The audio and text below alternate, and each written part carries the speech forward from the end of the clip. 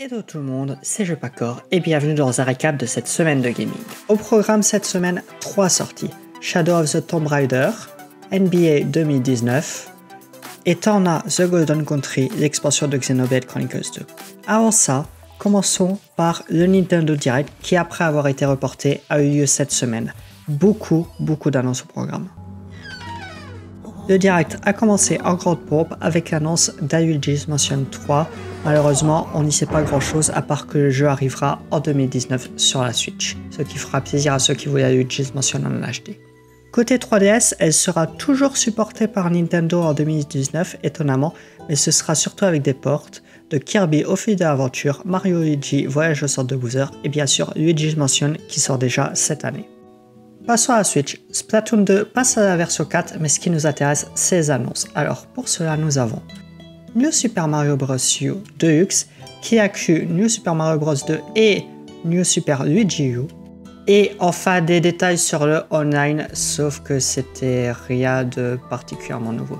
Donc, on aura le jeu en ligne, des jeux NES avec du online. On croise toujours les doigts pour avoir des jeux Super NES à un moment ou à un autre, mais pour l'instant rien d'annoncé. Des backups de save sur le cloud, mais pas pour tous les jeux, par exemple Splatoon 2 ne l'a pas. Je n'arrive pas à croire qu'ils nous vendent l'application sur smartphone avec le voice chat sur un smartphone comme un truc utile. Non, filez-nous ça sur la Switch. J'y arrive pas à y croire. Et des offres pour les abonnés dans le futur, sauf qu'ils nous ont rien dit là-dessus pour moi. Bref.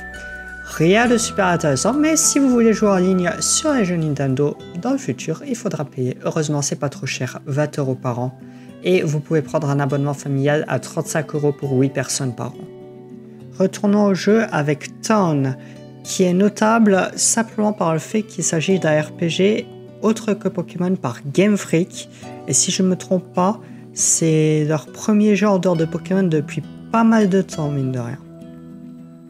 Nous avons également un port de City Skylag, je suis désolé. Je pense que le jeu est bien, mais prenez-le sur PC vu la performance. Après, il me semble, plus d'un an sans présence, Yoshi's Crafted World nous revient avec un titre, toujours la même mécanique de base qui est de passer d'une perspective à une autre, et un délai pour 2019 désormais. C'est parti pour les développeurs tiers en vitesse. Warframe le 20 novembre. FIFA 19 qui sortira en même temps que les autres consoles cette année. NBA 2K Playgrounds qui sera de retour avec une version 2. Les jeux Lego qui sont toujours présents.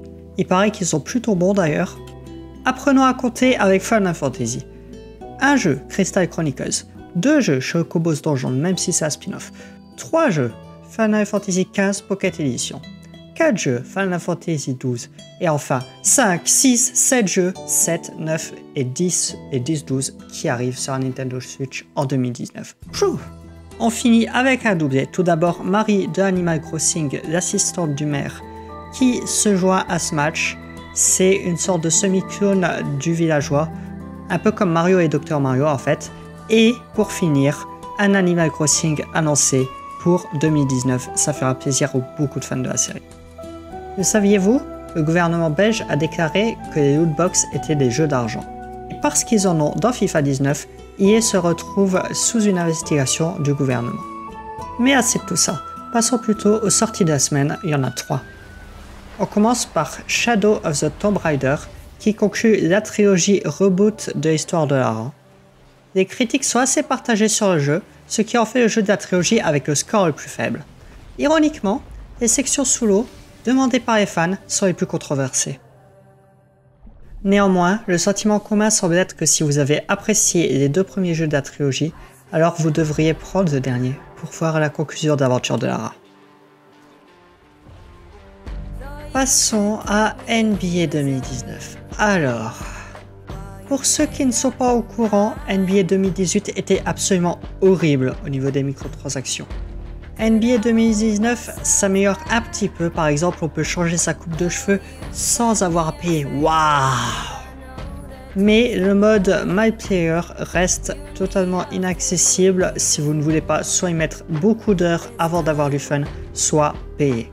Il est intéressant de constater que les critiques ont une version du jeu avec environ 30 € de microtransactions offertes, ce qui explique peut-être la différence entre leur expérience et les notes des joueurs.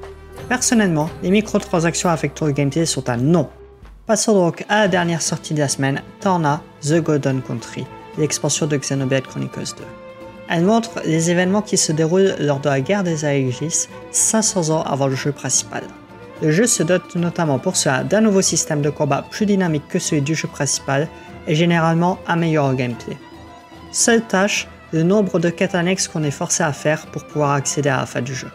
À titre personnel, j'ai beaucoup aimé ce DLC et vous pouvez retrouver mon aventure sur ma chaîne de Let's Play. C'est tout pour cette semaine, assez haute que ce soit niveau sortie ou annonce avec le Nintendo Direct. J'espère que ça vous a plu, si c'était le cas, n'hésitez pas à partager ou à vous abonner pour suivre les prochains récaps. Ciao!